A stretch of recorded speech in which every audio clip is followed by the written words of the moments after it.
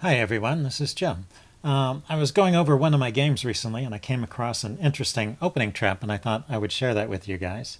Let's see, my opponent played d4, I went knight f6, and he went c4, so normal opening moves. I went g6. I was intending to play the Grunfeld here, and the Grunfeld would normally continue with knight to c3 and d5. That's how it's typically played, but my opponent played g3 here. So we're a little bit out of the main lines here, but I just continued with normal Grunfeld type moves. So I went bishop g7, I went bishop g2, and I went d5. And this has all been played before, so this is still kind of a standard opening position. It's just not one that I was familiar with. So he took, I took, and then he played e4 to kick the knight. So very Grunfeld-like. And, I kind of had a feeling the right move was to play the knight to b6, but I just wanted to see what would happen if I played knight to f6. So that's the way I played in the game. And it's not the best move. I can't really recommend it. So I was looking for improvements. I basically, black ends up with a bit of a passive position after that. So the correct answer is knight to b6, keeping this diagonal open. But as I was looking at that, I noticed that the second choice in the database, the top choice was knight to b6, but the second choice was knight to b4. And you have to wonder, how is a move like this even playable? So, so this is setting a trap. So your first question here is, what is the trap? What is black trying to tempt white into playing? Pause the video if you don't see the idea. It's a simple one mover. Okay, the temptation for white is to play the move queen a4 check. And why not? Doesn't this just win a piece? It's a check and it attacks the loose knight. Knight's undefended there. And if the knight retreats to block the check, the usual answer, these advanced pawns in the center can be used, and this knight is pinned, and white is just winning a piece here. So that is that looks like a pretty sad excuse for a trap, if that's your trap. But there's actually a good move, and white, after he plays this queen a4 check move, is actually worse. So black is better in this position. Kind of funny, but that's the way it is. So if you want to pause the video here, maybe you can see if you can discover some of the ideas that black has in this position. How does black intend to emerge from this position with an advantage? Okay, I'm going to give the answer away now. So the first move that black needs to play is to play knight to c6, not this knight, but the other knight. Develop a knight, place it on c6, and blocks the check and defends. And then you have to ask yourself, what happens if white plays d5? So this looks like it's still a problem. This knight is pinned, and it's also needed to defend the other knight. So it looks like big trouble. So there's different answers that black has here. I'm just going to give, well, I'll start with one of them, which shows some of the tactics. And maybe this is the easiest one to learn how to play, so you can try this for yourself. Let's move b5 here, kicking the queen. So there's different choices here, but of course you have to ask yourself, what happens if white just keeps grabbing stuff? So we'll try this line first. So queen takes pawn, and then black just castles here.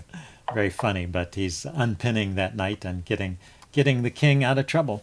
So white continues oblivious to the threats and takes the knight. And now there's a pretty simple win here. You might want to check and see if you can figure this one out before I give the answer away. Okay, so here's the win. Knight to c2 check. And notice that the king can't come this way. He's actually only got 2 squares to go to, and if he goes to f1, then queen to d1 is mate. So that can be ruled out. And if he goes to e2, then knight to here is a fork, a check, and pick up the queen. So that's just game over for white. Okay, so let's back up one step. After b5, you take black castles. Say you're not you're not so bold as to grab the knight and fall for that one. You want to play a defensive move here. I checked around with the chess engine. It says the best defensive move is knight to d2. And the idea here is that blocks the queen along the d file. So now you can take this knight without worrying about the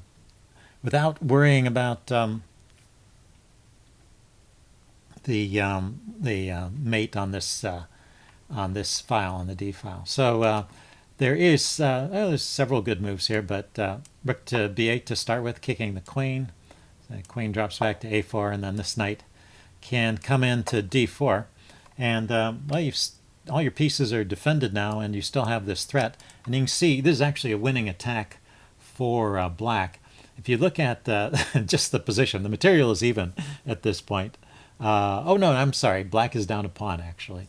If you look at the position though, all of black's pieces are active in the game except maybe this bishop here, and maybe this rook. But his knights are out, his rook is on an open file, his king is castled. White's king is still in the center, and his only pieces that have been developed are kind of scattered here and there, and they're still big threats. So no surprise that that's a winning position for black. So in fact, taking the pawn is a bad idea. The best move here for the queen is just to drop back with the queen to d1, and then this knight can come back either here or here. And black has those positional advantages and even material, so that's all good for black and winning. Let's see, what else could the queen try? Notice that, well, this square is covered. The queen can't go there. This square falls into a fork from knight c2. So you might try queen to b3 with the idea of keeping some pressure on that knight. But, well, now the other knight pops into d4, and you still can't take it. If you take here, then there's this fork on c2. So there's just forks all over this place. Two knights raging around the king are very dangerous, and the queen has to move again. So once again, black is just winning because of better development here and material equality. So that is the nature of the trap. It's funny that after this move, d5, b5 is not even the best move here. There's some other moves here. When I was trying to figure this out myself, I came up with the idea of knight d3 check. This is one of the good moves. This also wins. King steps to the side, and you can take on b2. Don't forget that there are threats along this diagonal. So even though all this time your knight is hanging here, well, you're hitting the queen now. The queen needs to go somewhere, and then this other knight can hop into b4 and hit the queen. So that's one winning continuation. What else can you play here? Oh, the chess engine said actually the best move. So after queen a4 check, knight to c6, pawn here trying to win, the best move is actually bishop to d7, and this is kind of a clever line as well. So white should probably actually take the knight at this point. There's nothing much better. And then black, instead of taking back immediately and allowing the queen to take this knight, the key move is to throw in this knight check first, force the king away, and then you take with the bishop hitting the queen. The queen drops back to c2, trying to defend things. This was a loose bishop here. And knight takes, queen takes, and you think, oh, well, maybe white has weathered the storm, but there's a final blow here. Bishop takes b2. I just had to show this one because if the queen takes the bishop, then once again you have this queen coming down with checkmate, and otherwise it's a fork. The bishop is hitting both the queen and the rook. So all of that is winning. So anyway, that's the trap. I'm going to talk about some of the historical background of this position for those who are interested. But that's it for the technical part of the program. So if that's all you want to know about was the trap, you've seen it. So when was this move first played? I looked it up in my database, and it seems like this was first played in a game between Akiba Rubinstein and Richard Reddy. And I just thought that was fascinating because those are two of the players that I studied when I was a young person interested in chess. So they were like two of my chess heroes. So Reddy had the black pieces, and he was the one who came up with this move. He played knight to b4, and so Rubinstein had to face this position over the board. And Rubinstein played a very safe move here, and actually one of the best moves. I think the Chess Engine gives this top marks. He just kicked the knight with a3. So the knight dropped back, and then he pushed with d5. So just trying to get some mileage, kicking the knight around. Knight went to d4. I'm sorry, I said d4, but I put it on e5. The knight went to d4. He played knight e2, challenging the knight. Reti went bishop to g4. Rubinstein brought his other knight out. So you can just see very sound development. And now Reddy made a slight mistake. He continued with e5. The main line in this position now is to play c6. And it seems like after c6, black is okay.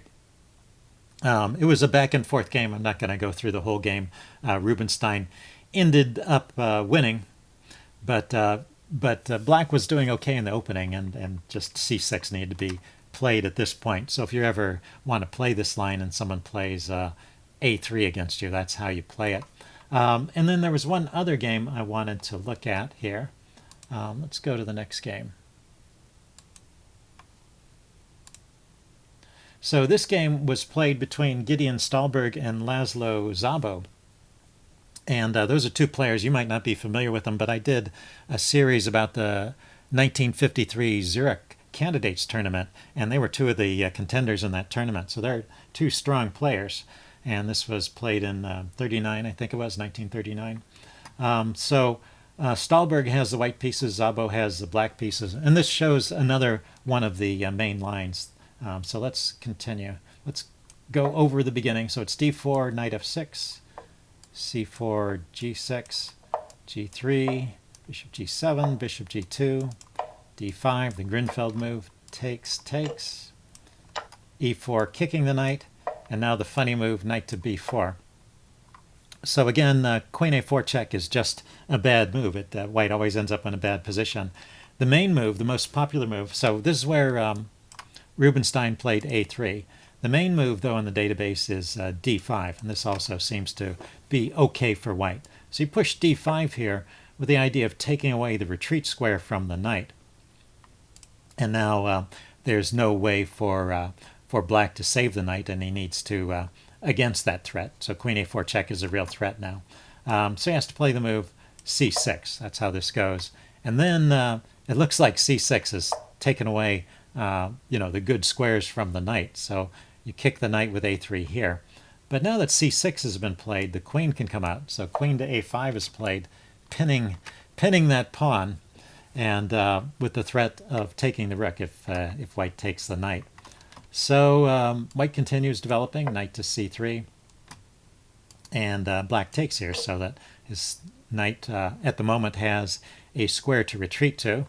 And then black plays a clever move here, bishop to e3. He can develop this bishop with tempo because now that as soon as that bishop moves, the queen is protecting the rook, and so there's a threat to take this knight.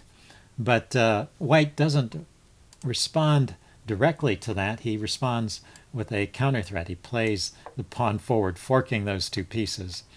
And this is how the main line goes, actually, in this in this knight b4 line. So so white can take the knight. The queen runs back, and then usually bishop takes. But the point is that that black gets the piece back, and white is better, but it's no more than a usual opening advantage. White has better development in this position compared to the other positions. In fact, white continues with knight f3, and the bishop has to retreat. But black's position is very solid here, so this is playable for black as well. So that's how you can play this if you're interested in playing this gambit. Let's see, I wanted to mention one more thing here. We're in this position here, you might think, well, maybe maybe the bishop should go somewhere else rather than walking into that pin. But most places where it goes, it can get kicked. And if it goes to d2, then you have this check here.